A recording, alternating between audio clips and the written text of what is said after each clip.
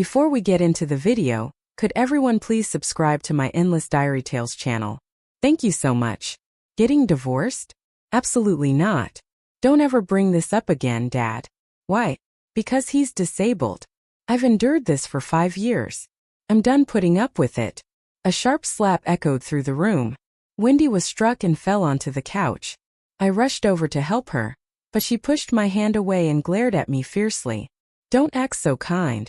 You are the one who should have married Charles in the first place. Why am I the one suffering like this? Wendy is my stepsister. 10 years ago, after my mother passed away, my father married a widow from the military compound. That woman brought along a daughter, Wendy. Time passed, and both Wendy and I reached the age to get engaged. My father and Colonel Johnson were old comrades in arms and had once talked about becoming in-laws. Originally, I was supposed to be engaged to his son, Charles Johnson. But somehow, rumors began spreading that Wendy and Charles had fallen in love on their own. Suddenly, I became the outsider, as if I were the third wheel in their story. At that time, I was already worn out from dealing with my cousin's family.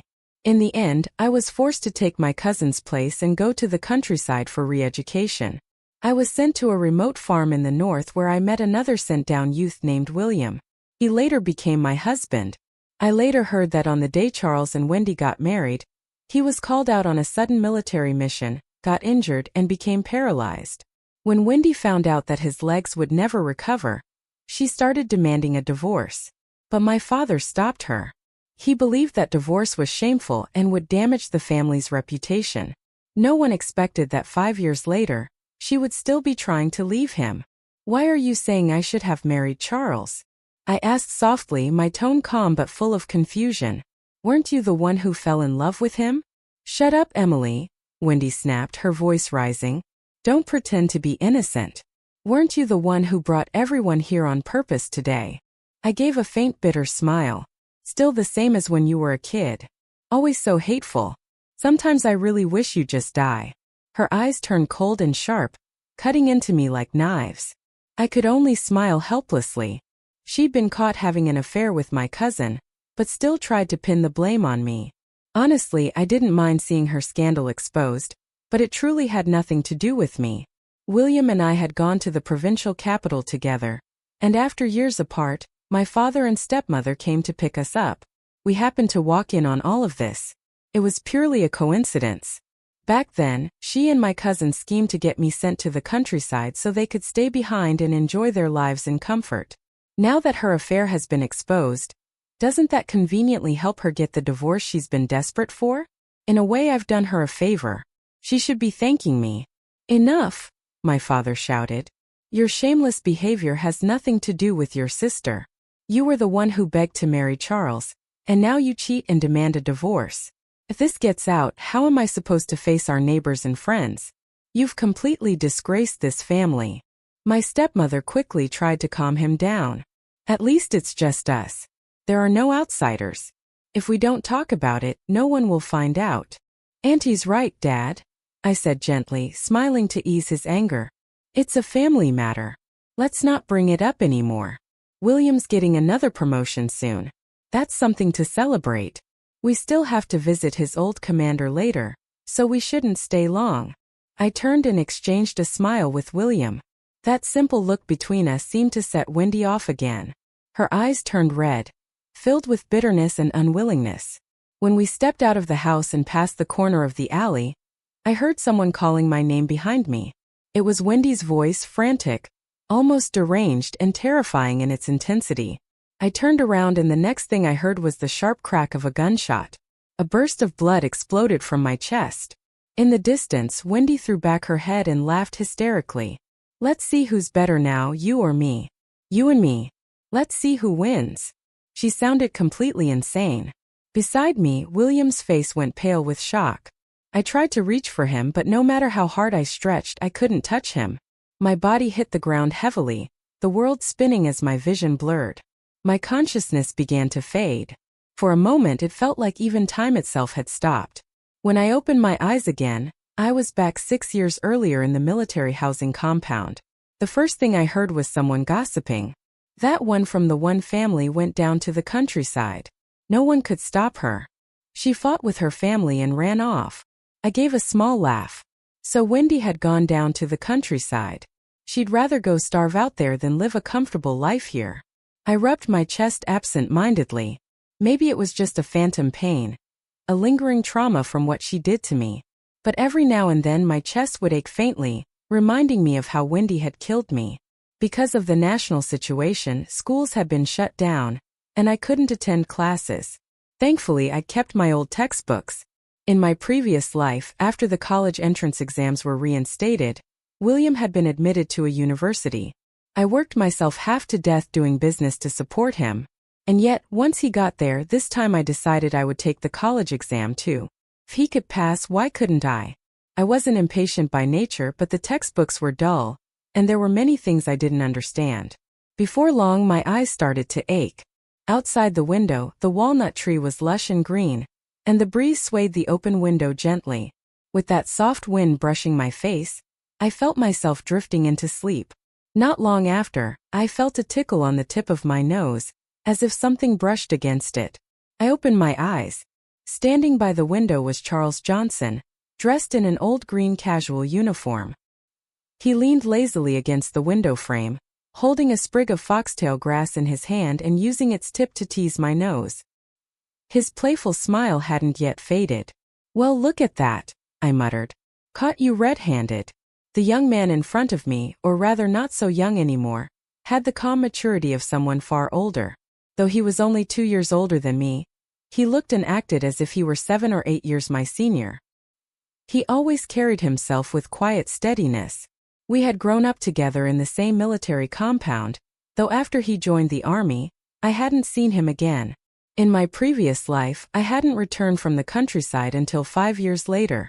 Counting it all, it had probably been 8 or 9 years since I'd last seen him.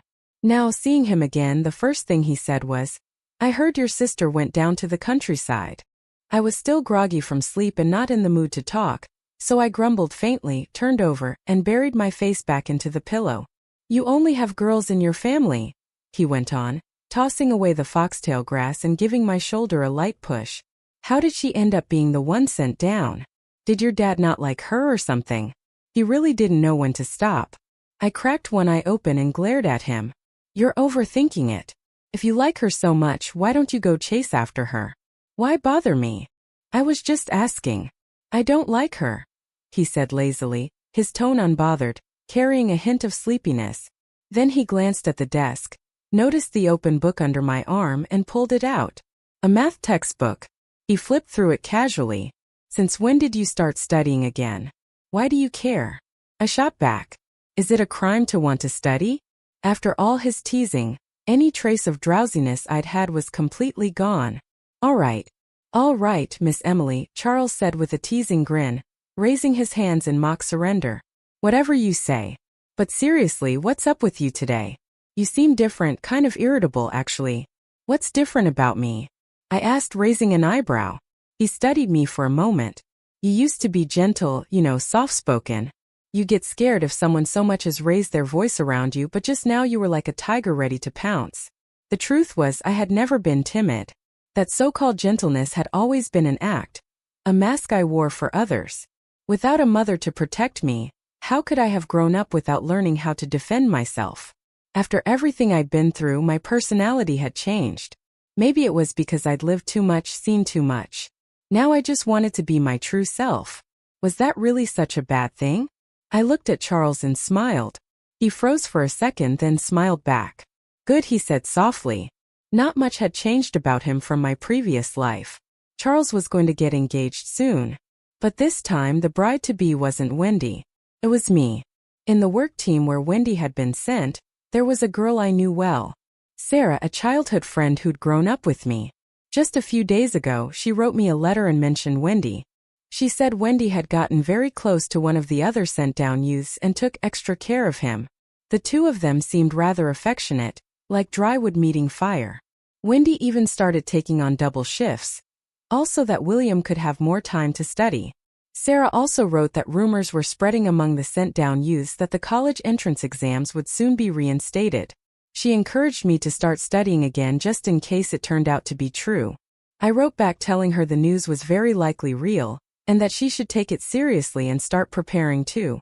From the moment Wendy decided to volunteer to go to the countryside, I knew exactly what she was planning. In my previous life, William's future had flourished because of my help, and now she wanted to take my place to enjoy the fruits of my labor. She was jealous of what I had built, but as the saying goes, you reap what you sow. You plant beans, you get beans. You plant flowers, you get flowers. She didn't even stop to think about who had tilled that soil in the first place. She only saw the harvest. I was curious to see what kind of mess she'd make for herself this time. In the past 2 days, my father mentioned that the Johnson family wanted to arrange an engagement between Charles and me. I refused. In my last life, there had been no real fate between us, and there was no reason to force it in this one. Thinking about how Charles had been paralyzed in my past life, left frustrated and hopeless, I felt a pang of sympathy. He'd been my childhood friend after all. If I could somehow prevent that tragedy from happening again, that would be a good thing. But how? How could I stop it?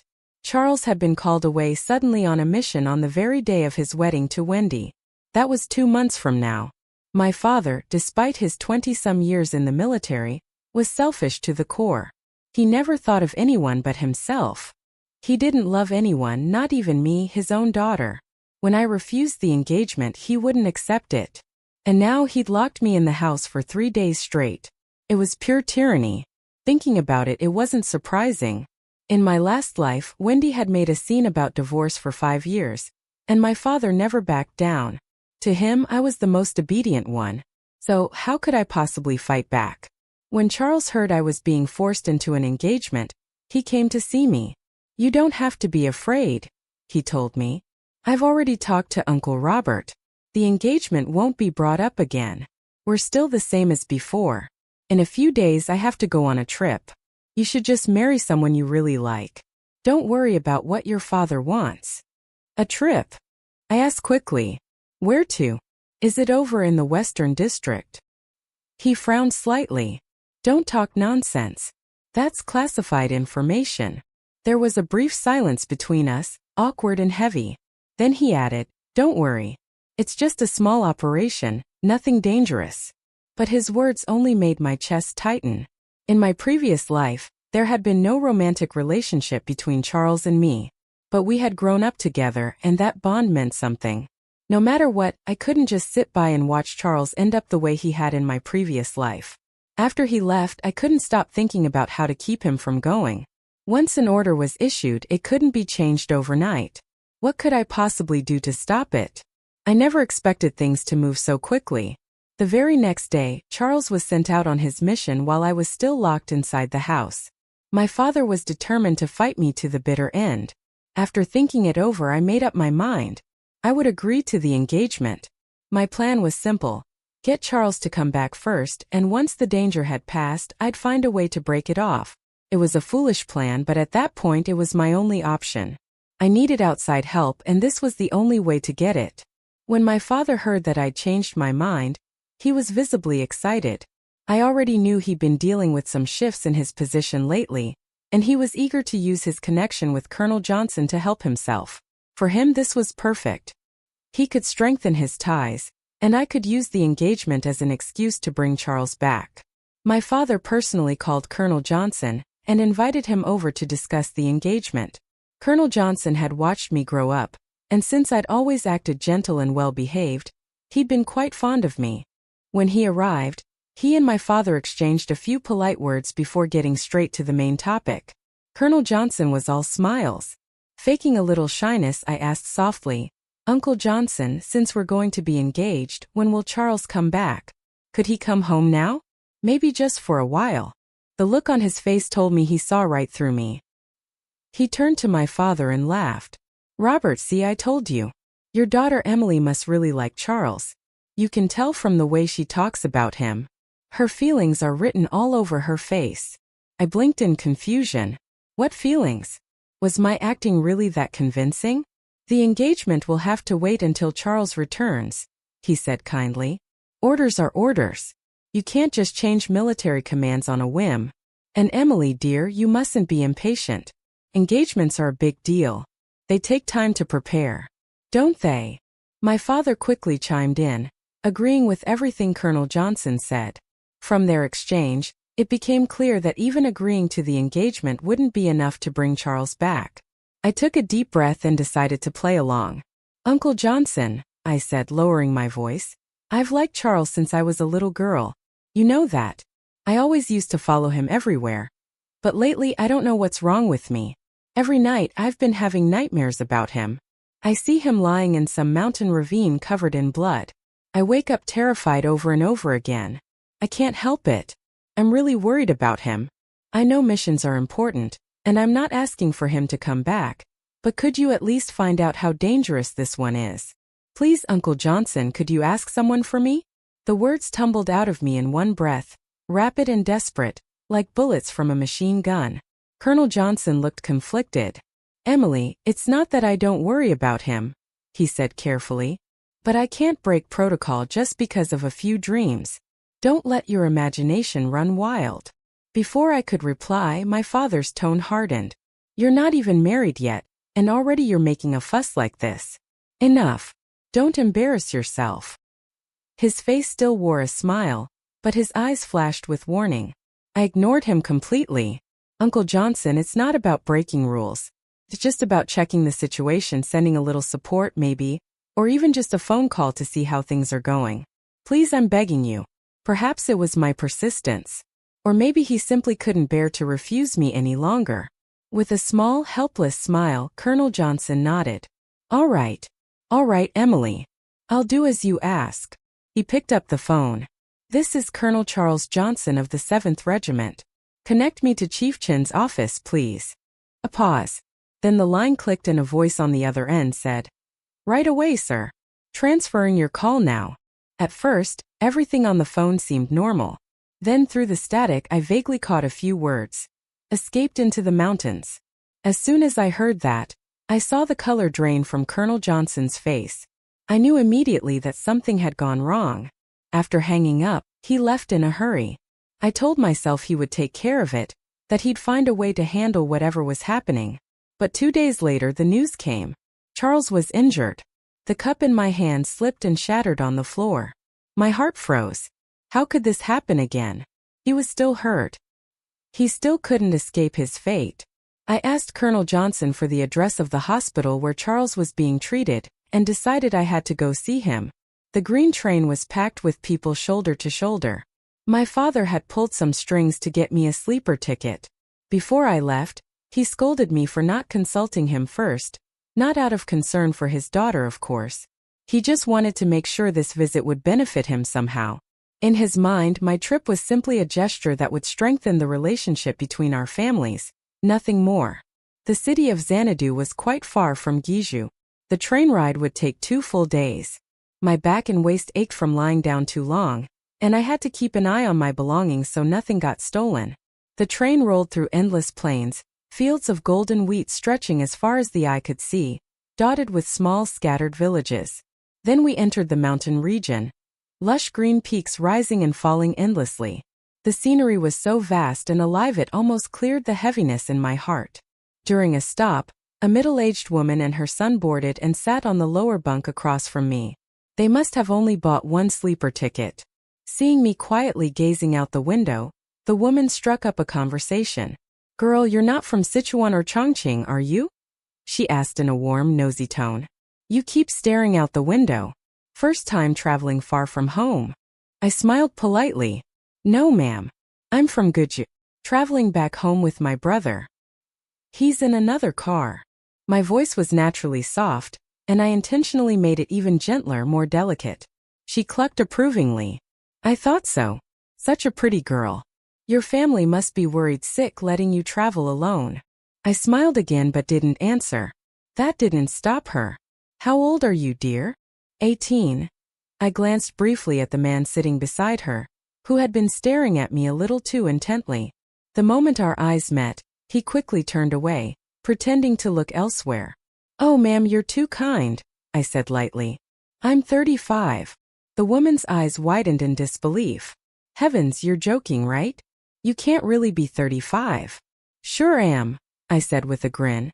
"Already have 3 kids." The woman exchanged a quick look with her son. then chuckled, waving her hand. These young people nowadays. You eat well, dress well. No wonder you don't age. Look at my son. He's 28. But doesn't he look barely over 20? And he's already a team leader too. Such a good man, knows how to treat his wife right. Not like my husband. Useless drunk, always in debt. Always hitting people. I widened my eyes and feigned shock. Oh my, that's awful. How can he hit you? The woman puffed up proudly. But my son's different. He earns a good salary every month. Whoever marries him will have a good life. So she was either showing off or trying to set me up. Either way, I had no interest in continuing. Just then, the man on the upper bunk grumbled. Can you two keep it down? Some of us are trying to sleep.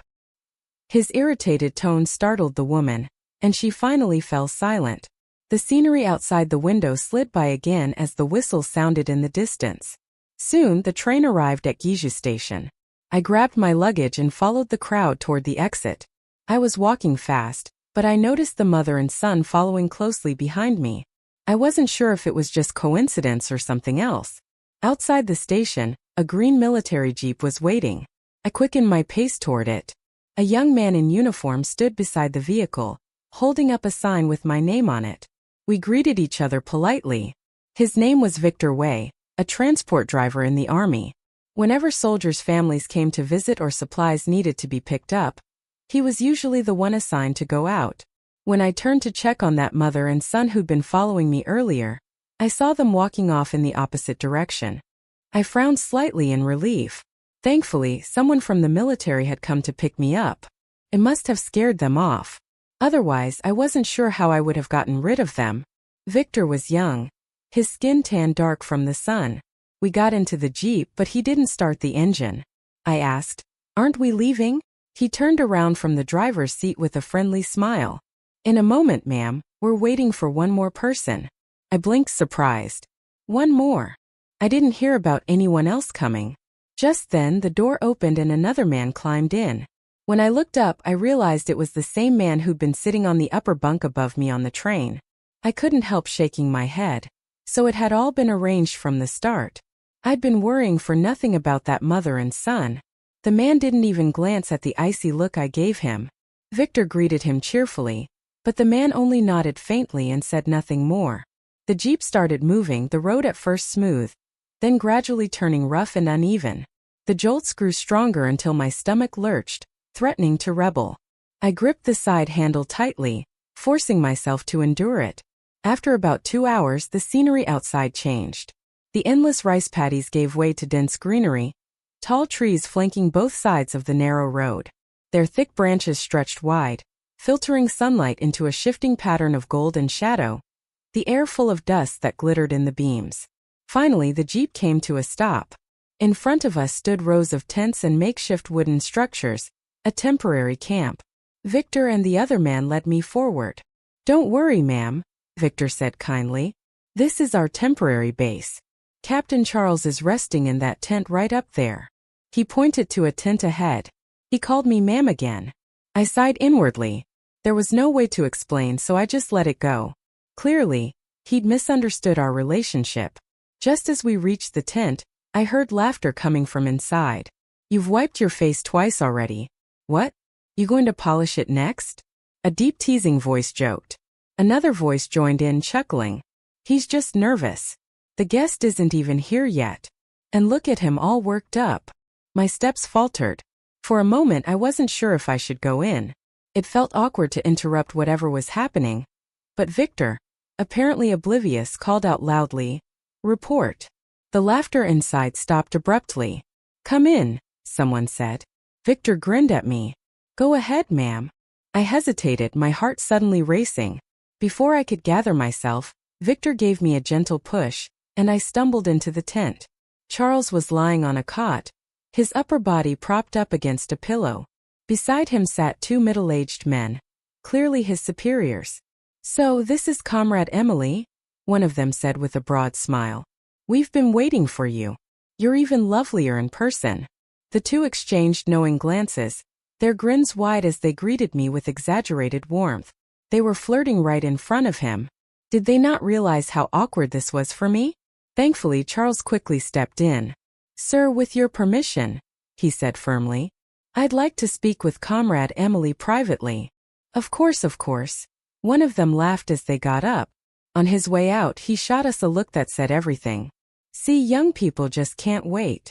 Before leaving, he even added jokingly, "Don't forget to file that marriage application soon." Charles's face flushed red. I could only stare. This definitely wasn't going the way I had planned. Wasn't he supposed to be in love with Wendy? This could be a problem. The air between us grew quiet. I slowly walked up to Charles's bedside. A white blanket was draped over him.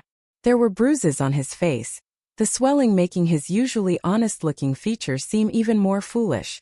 Before, his face had carried a trace of youthful sharpness. Now he just looked, well, clumsy. Leaning forward, I carefully lifted the blanket. His legs were bare, unmarked, no visible injuries. A wave of relief washed over me. So his legs weren't damaged this time. He wouldn't end up paralyzed like in my previous life. "What are you doing?" Charles's startled voice snapped beside my ear. I froze, realizing what I had just done was completely inappropriate. He sat up a little too quickly, trying to pull the blanket back over his legs and completely forgetting the wound on his upper body. The sudden movement made him wince, one hand clutching his chest as his face flushed red. Whether from pain or embarrassment, I couldn't tell. I hurriedly lowered the blanket again and supported his shoulders so he could lean back slowly. The wound on his chest was still seeping faintly through the bandages. I was about to fetch a medic when I felt a sudden warmth against my palm. I looked down. His large, calloused hand had closed over mine. His grip was rough, the skin dry and textured, but the warmth of it spread through me in an unsettling way. My heart twisted. Not with affection, but something far more complicated. I was certain I didn't love Charles. Maybe when we were younger, he had been a small source of comfort in my lonely childhood. But after everything I'd lived through, time had long worn down any illusions I once had about love. I had always been cold-hearted, detached. I'd never truly loved anyone, not even my parents. Even William, whom I'd known for 5 years, had never stirred real affection in me. He was selfish, always thinking of himself. Charles was different. Sincere, loyal, too full of feeling for his own good. If he ever truly fell for me, it would only bring him pain because I couldn't give anything back. I didn't think I even had the ability to love anyone. Gently, I removed his hand from mine and forced a small smile. "I haven't had a chance to explain yet. I was afraid you might misunderstand. I didn't agree to the engagement because I wanted to marry you. I only needed an identity so I could come see you. I was worried about you getting hurt." The faint smile on Charles's lips faded. "That doesn't make sense," he said quietly. "What?" I blinked, caught off guard. I had expected disappointment, maybe hurt, but not that calm tone. "You could have visited even without an engagement," he said matter-of-factly, tugging lightly at the edge of his blanket. "And how would I do that?" I asked, my voice rising a little. "We grew up together, sure, but not just anyone can enter a military base. Only military family members can. Without that official connection, do you really think my father would have let me come? Just because I told him I had a dream about you being injured?" I sighed. "If you hadn't ignored orders, you wouldn't have gotten hurt in the first place." I poured him a glass of water and handed it over. "Here, drink this." He accepted it but didn't take a sip. His thumb brushed along the rim of the cup as he asked softly, "Then why are you worried about me at all?" "Because we grew up together," I answered simply. "So did a lot of people," he said, looking up at me with a steady gaze. "Take Leo Shu, for example, the boy who broke his arm when you two played together as kids. Or Colin Lin, who's been bedridden for years because of his weak health. You grew up with them too. Why didn't you get engaged to one of them?" He paused, his tone calm but pointed. "Don't say it's because we're closer. We both know we barely even talked growing up. So what is it you're really trying to say, Emily?" His words hit something in me, shame, irritation. I couldn't tell. I felt my patience thinning. What am I trying to say? Nothing. There's no deep bond between us. Charles, I just didn't want you to die, that's all. Don't turn this into something it isn't. My voice came out sharper than I intended. Don't tell me a simple act of kindness means you get to bind me to you for life. "I want us to give it a try," Charles said quietly. "Maybe you'll end up liking me." Impossible, I thought immediately. I won't ever fall for anyone. I didn't reply. Gradually, I noticed the muscles in his face tighten, his expression turning tense. Maybe there was something cruel in my nature because instead of feeling sympathy, I actually found it amusing. A part of me wanted to toy with him just to see how far he'd go. Fine, I said at last. But you'll have to deal with whatever happens. You're the one choosing to get close to me. If you end up getting hurt, that's on you. He smiled, his whole face lighting up over a single sentence. Watching him look so happy over something so small almost made me laugh. Charles was later transferred to the Army Hospital in Xanadu. The doctor said he'd need about 2 months of recovery. I returned to Xanadu as well. Winter came quickly that year. One morning, our family received a letter from Wendy. She wrote that she had met someone she liked in the countryside, a fellow sent-down youth, and that the two of them had already gotten married. She said they'd be coming back soon. I couldn't help but feel a twisted sort of anticipation. I wanted to see her face when she eventually found out about William. He wasn't exactly a good man. Sure enough, a few days later Wendy returned. I noticed she'd changed a lot. Or maybe not. Maybe this arrogant, domineering version of her was who she had always been underneath the act. News of her marriage sent tension rippling through the household. My stepmother had been walking on eggshells lately, terrified of upsetting my father. He had originally planned to marry Wendy off to the son of a high-ranking official. No one expected that she'd go to the countryside and marry someone entirely on her own. It was snowing the day they arrived. My stepmother went to the train station to meet her daughter and new son-in-law. Hearing the commotion, I looked out the window. The two of them were walking arm in arm through the falling snow, laughing softly together, flakes gathering in their hair. For a moment they looked almost picturesque, like one of those perfect couples destined to grow old side by side. I let out a small laugh. How ridiculous! As soon as they entered the house, Wendy's complaining voice echoed through the hallway. Why didn't Dad send a car for us? Doesn't he have one? We're soaked because of this. It's fine, William's voice came gently. It's already very kind of your mother to come meet us. She must care a lot. Care my ass. Wendy muttered under her breath. This is his way of putting us in our place. She brushed snow off William's shoulders as she spoke. Don't say that, he said softly. Your father's anger is understandable. We did get married without his consent. William looked at her tenderly while she fussed over him, his eyes full of affection. When they entered the living room, my father was sitting on the couch with a newspaper in his hands, pretending to read. He had been waiting for this confrontation. The moment they stepped inside, he slammed the cup in his hand to the floor. It shattered right at Wendy's feet. Wendy shrieked in fright, jumping back. My gentle stepmother, usually so timid, did something completely out of character.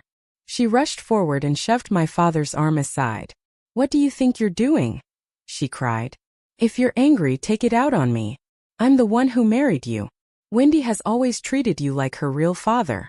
How could you do this to her? Wendy's eyes filled instantly with tears, her expression pure and pitiful, playing the innocent perfectly. Her act only seemed to awaken William's sense of protectiveness.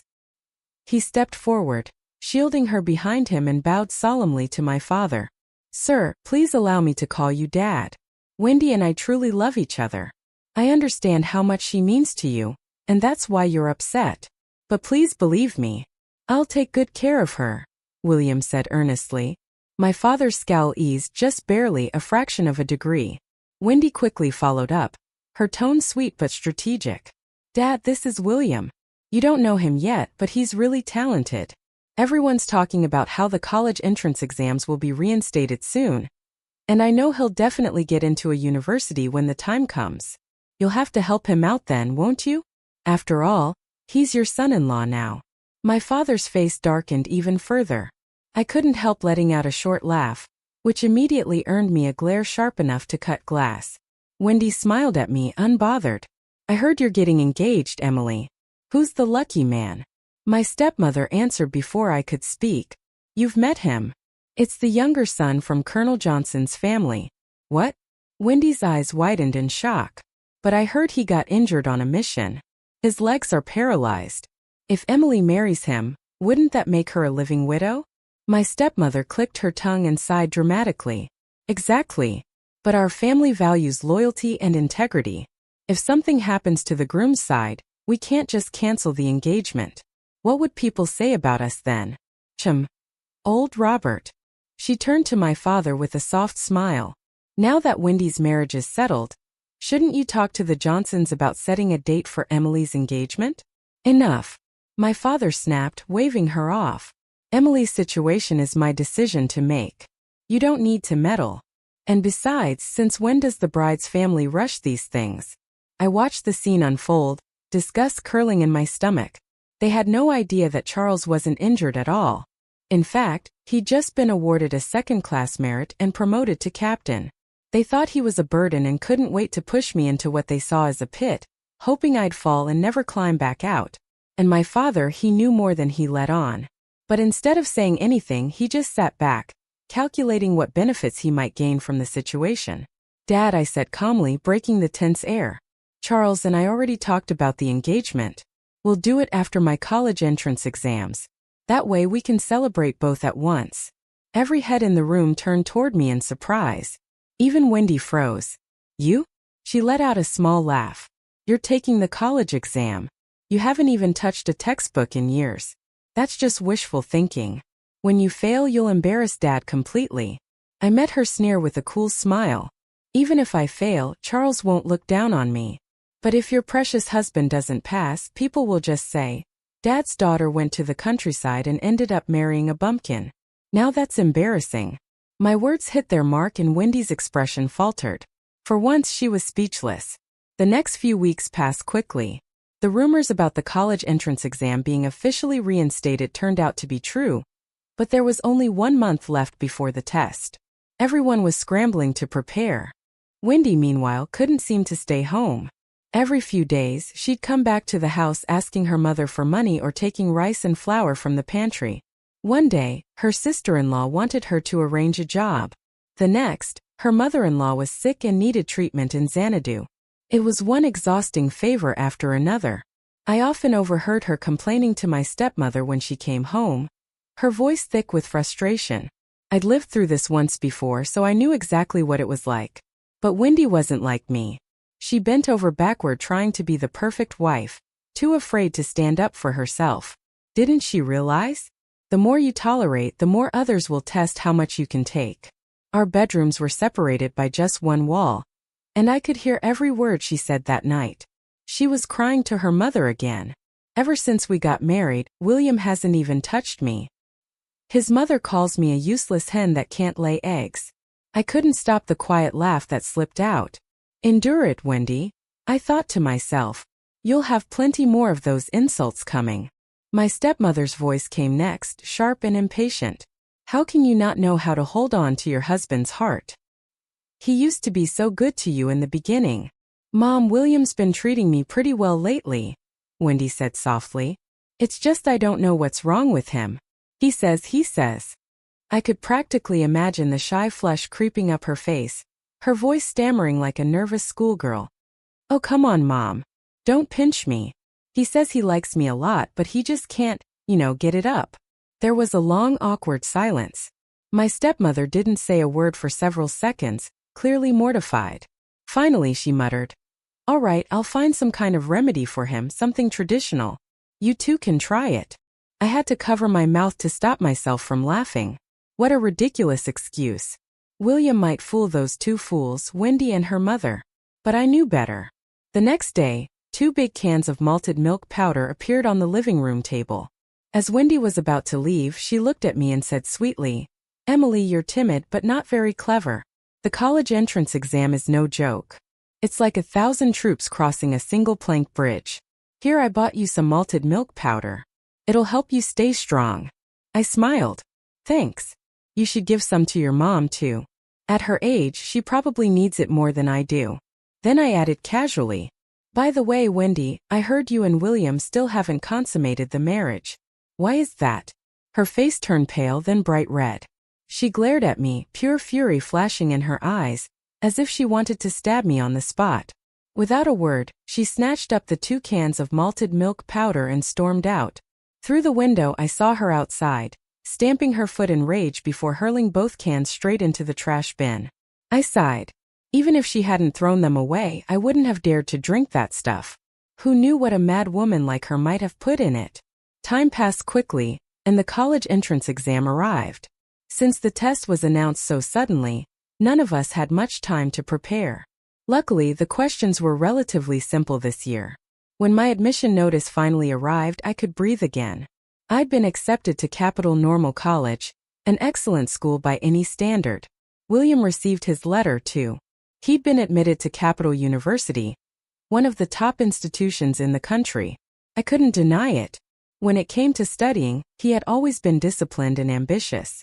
The very day the acceptance letters arrived, Wendy showed up at her mother's house to share her good news. She was only 3 months pregnant, but she walked like she was about to give birth any day. That's right. Wendy was pregnant. I couldn't help sighing. She really did know how to trap herself. William didn't even want to touch her, so why rush to have his child? Poor kid. I thought it wasn't his fault his mother was so desperate. Just as I'd once said, I wanted double happiness. The same wish came true for me. Charles and I got engaged without a hitch. After 4 months of recovery, he was almost completely healed. I could tell he was genuinely happy. He stood tall and proud, holding a glass of wine, toasting everyone with a bright, healthy flush on his face. Each time someone teased him, he'd blush and duck his head.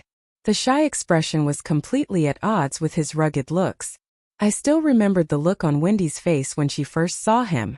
Utter shock. She was so startled she dropped her bowl, spilling food all over the table. Did she regret it then? I hope she did. Things thrown away deliberately should never be picked up again. Charles and I planned to get married after I graduated. My father, of course, wasn't satisfied. He thought that since we were already engaged, we should hurry up and hold the wedding. He said I was dragging things out for no reason. I ignored him. My life was mine to decide. I'd marry when I wanted to, not when it suited him. But lately my stepmother had fallen ill, and my father had been too preoccupied with that to nag me. When I visited her at the hospital, I was stunned. In just a few days she had changed completely. Her hair was falling out, her body swollen, her skin sallow and waxy. She looked like a different person entirely. She couldn't eat anything. Every bite she took came right back up. Thankfully, my father still had a shred of decency left in him and arranged for a caretaker to look after her. Wendy, heavily pregnant, was still at home resting. As for me, I wasn't my stepmother's biological daughter. So, the fact that I even came to see her once was already more than expected. But what truly shocked me was what the doctor said. My stepmother wasn't actually ill. She'd been poisoned. A toxic trace element had built up in her body, causing chronic poisoning. A little more, the doctor said, and she would have died. The entire house was turned upside down during the investigation. Finally, they found the source. A can of malted milk powder. Tests showed it contained a dangerously high level of the toxic substance. My father questioned my stepmother about where it came from, but she couldn't answer. The poisoning had inflamed her throat so badly that she couldn't speak. Even swallowing was agony, like knives scraping her throat. Since she couldn't talk, someone had to. I stepped forward. "Officer," I said steadily, "I believe that can of malted milk powder might be the same one Wendy gave me before." I explained everything. Wendy gave me 2 cans a while back. I refused to take them and saw her throw them into the trash. I don't know how one ended up back in the house, but I'm certain they're the same ones. The police officer nodded but remained cautious. "Miss Emily, what you're saying is still speculation. We can't confirm that the poisoned can and the one your sister gave you are the same without evidence, but we'll open a formal investigation to look into it thoroughly." My father's face was dark and grave while my stepmother wept silently beside him, shaking her head as tears streamed down her face. When we finally found Wendy, she was at Capital University in the middle of a screaming argument with William. "I gave up everything for you," she shouted, grabbing at his collar like a madwoman. "You said you needed time to study, so I sold my things to pay for your tuition. It was freezing, and I spent my own money to buy you firewood.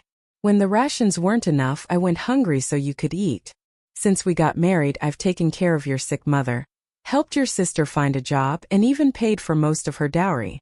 And this is how you repay me." She was crying and yelling, spittle and tears flying as she clung to his shirt. "I want a divorce. I want a divorce."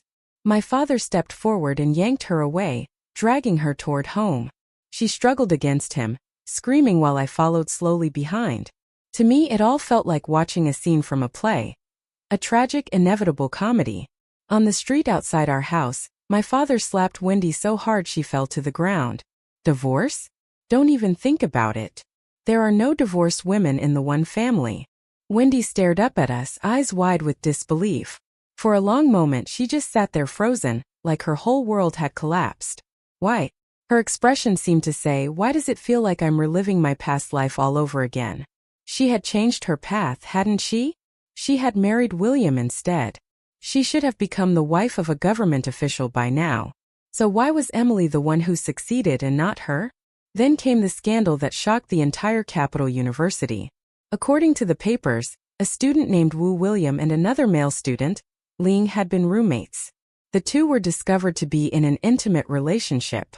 One afternoon, while most students were away for the weekend, Wendy visited the dorm unexpectedly and caught them together. The incident exploded. Both William and Ling were expelled for improper conduct. Wendy, devastated by the discovery, suffered a miscarriage and a severe mental breakdown.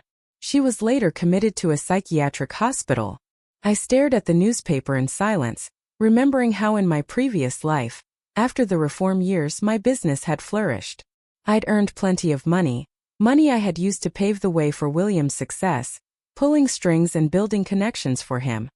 He had been ambitious back then, always efficient, always careful to polish his reputation. Every task he handled had gone smoothly, earning him achievement after achievement. He had everything he wanted because of me. Step by step, William kept climbing higher. At first he was careful, secretive. But as his position rose and his influence grew, he stopped bothering to hide anything from me. I could no longer help him the way I used to. And when I eventually uncovered his affairs, he didn't even care. After all, if one of us fell, we'd both go down together. His mother despised me, thought I wasn't worthy of her son since I'd never gone to college, and we'd been married for 5 years without having a child. She never knew that William had never even touched me.